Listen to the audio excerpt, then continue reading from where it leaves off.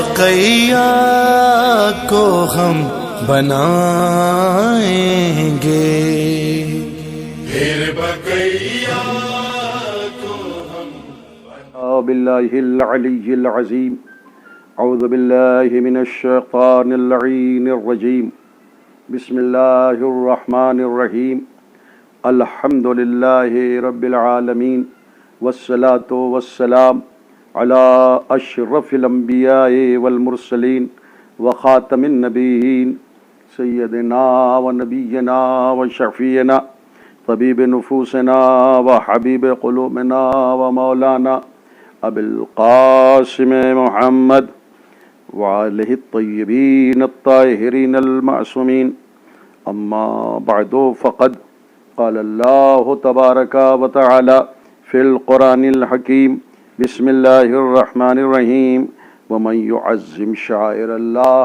فإنها من تقوى القلوب۔ حضرات مومنین، یہ سال سن 2020 عیسوی مطابق 1441 ہجری ہے، اور اس مہینے کی ماہ شوال کی 8 تاریخ کو انہدام جنت البقیع ہے۔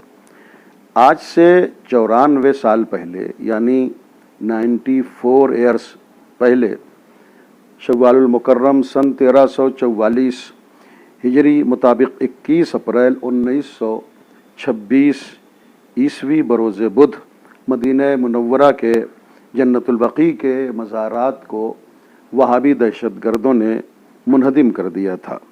وہابیت کا بانی محمد بن عبد الوہاب تھا، جس کے باپ کا نام عبد الوہاب بہت مشہور ہے، لیکن عبد الوہاب نے اپنے بیٹے محمد کو اس کے باطل نظریات کی وجہ سے آگ بھی کر دیا تھا اور گھر سے نکال بھی دیا تھا۔ وہابیوں کا مسلک صرف مسلک توحید ہے۔ ان کے ہاں کسی بھی چیز کا احترام اور تعظیم، حتیٰ کہ روضہ رسول کو چومنا بھی بدعت اور حرام ہے۔ جبکہ سورہ مبارکہ حج قرآن مجید کا سورہ نمبر 22 اس کی آیت نمبر 23 یعنی 23 میں ارشاد پروردگار ہے کہ وَمَن يُعَظِّمْ شَعَائِرَ اللَّهِ فَإِنَّهَا مِن تَقْوَى الْقُلُوبِ، یعنی مفہوم آیت یہ ہے کہ جو بھی شاعر اللہ کا احترام کرتا ہے اور تعظیم کرتا ہے تو یہ شاعر اللہ کا احترام اور تعظیم کرنا اس انسان کے دل کے تقوی کی علامت ہے۔ یاد رکھیں کہ جنت البقیع کے مزارت مقدسہ بھی شاعر اللہ ہیں، مگر جنت البقیع دنیا کا وہ واحد قبرستان ہے کہ جہاں حکومت سعودیہ پولیس کو اس لیے تنخواہ دیتی ہے تاکہ یہ پولیس ہمارے معصومین کی قبروں کو مومنین کو بوسہ نہ لینے دے۔ وہابی دہشت گروہ نے ہمارے معصومین کے مزارات مقدسہ کو اس لیے ڈھا دیا تھا تاکہ یادیں مٹ جائیں، مگر عرب کا مشہور شاعر کہتا ہے ارادوا لیخونہ عداوۃ فطیبت تراب دل علی القبر، یعنی دشمنوں نے عداوت کی وجہ سے معصومین کے مزارات کو منہدم کر دیا، مگر ان معصومین کے قبر کی مٹی کی خوشبو ان کی قبر کا پتہ بتانے کے لیے کافی ہے۔ یہ واضح رہے کہ بقیع لغت میں زمین کے اونچے اور ممتاز مقام کو کہتے ہیں۔ یہ بھی واضح رہے کہ محمد عربی جب مکہ معظمہ سے ہجرت کر کے مدینہ منورہ تشریف لائے تھے تو اس وقت مدینہ کو مدینہ نہیں کہتے تھے بلکہ یثرب کہتے تھے۔ ہجرت سے پہلے مسلمانوں کا کوئی قبرستان نہیں تھا، اس لیے کہ وہاں مسلمان نام کے 2-4 رہے ہوں گے، ورنہ صرف یہودی تھے، نصرانی تھے اور آس پاس مشرکین کی بستیاں تھیں۔ حضرات، پھر جب نبی مکہ سے مدینہ تشریف لائے تو مسلمان مائل با اسلام ہونے لگے۔ اسلام لانے والوں میں ایک نمایاں شخصیت حضرت عثمان ابن مظعون کی ہے، جنہوں نے سورہ نحل قرآن مجید کا سورہ نمبر 16 اس کی آیت نمبر 90 کو پڑھ کر اور جان کر مشرف باسلام ہونا فوراً گوارا کیا تھا، اور وہ آیت ہے کہ ان اللہ یامر بالعدل والاحسان وایتاء ذی القربی وینہی عن الفحشاء والمنکر۔ اس آیت کو پڑھ کر حضرت عثمان ابن مظعون نے کہا کہ یہ آیت ایسی ہے کہ جس میں پورا نظام اسلام اور حقوق انسانی سمٹ کر آ گیا ہے۔ یہ رسول اللہ کے بے حد وفادار حضرت علی کے عاشق تھے۔ حضرت علی نے نہج البلاغہ کی حکمت نمبر 282 میں ان کے لیے ارشاد فرمایا ہے کہ عثمان ابن مظعون میرے اخی تھے، یعنی میرے بھائی تھے، اور یہ بھی ارشاد فرمایا ہے کہ مجھے عثمان ابن مظعون اس لیے عزیز تھے کہ وہ دنیا کو حقیر سمجھتے تھے۔ مدینہ منورہ میں حضرت عثمان کا بحیثیت مسلمان پہلا انتقال ہوا۔ یہ مسلمان کی پہلی میت تھی، تو رسول اکرم نے انہیں جب دفن کیا ہے تو کہا ہے کہ آج سے یہ قبرستان جنت البقیع ہے۔ حضرت علی نے اپنے ایک بیٹے کا نام عثمان رکھا تھا، تو وہ کسی اور عثمان کے نام پر نہیں رکھا تھا، بلکہ انہی عثمان کے نام پر رکھا تھا تاکہ ان کی یاد باقی رہے۔ جنت البقیع میں یوں تو ہزاروں بندگان خدا کی قبریں ہیں، مگر اہم شخصیات میں حضرت فاطمۃ الزہرا سلام اللہ علیہا کی قبر ہے، پھر حضرت علی کی والدہ ماجدہ جناب فاطمہ بنت اسد کی قبر ہے، اور پھر حضرت ام البنین جناب عباس کی والدہ ماجدہ کی قبر مبارک ہے، پھر حلیمہ سعدیہ کی ہے۔ 9 ازواج رسول کی قبریں ہیں، جیسے حضرت ام سلمہ و حضرت ام حبیبہ۔ حضرت اسماعیل کی قبر ہے جو حضرت امام جعفر صادق علیہ السلام کے فرزند ہیں۔ عبداللہ ابن مسعود کی قبر ہے جو صحابی تھے۔ محمد حنفیہ کی قبر ہے۔ عباس ابن عبد المطلب کی قبر ہے جو رسول اللہ کے چچا تھے۔ محمد عربی صلی اللہ علیہ وآلہ وسلم کے فرزند حضرت ابراہیم کی قبر جنت البقیع میں ہے۔ عثمان ابن مظعون کی قبر ہے۔ عقیل ابن ابی طالب کی قبر ہے۔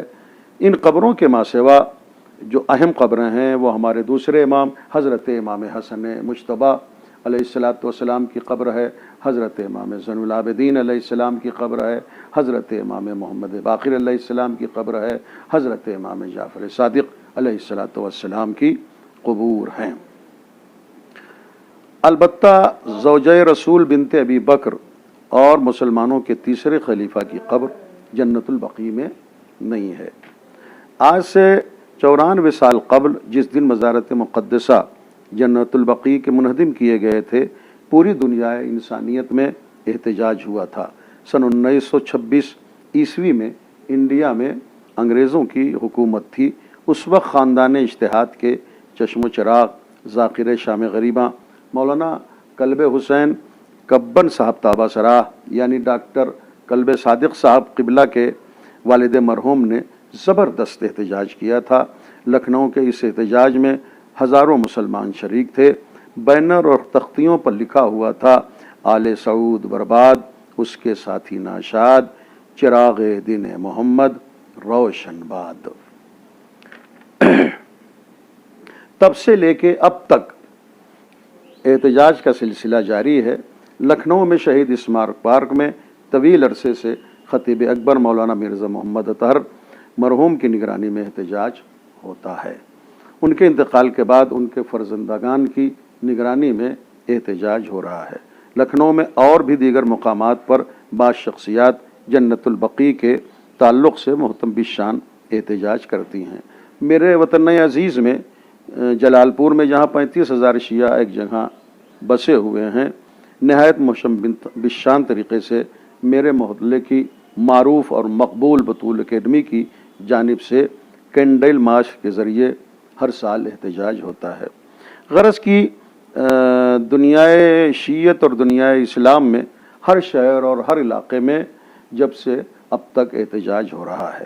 البتہ نیو یارک میں محترم تقی رضوی صاحب کی نگرانی میں جو احتجاج ہر سال ہوتا ہے وہ اپنی خصوصیات کے اعتبار سے منفرد ہے۔ جناب تقی رضوی صاحب اس حوالے سے سال بھر کام کرتے رہتے ہیں۔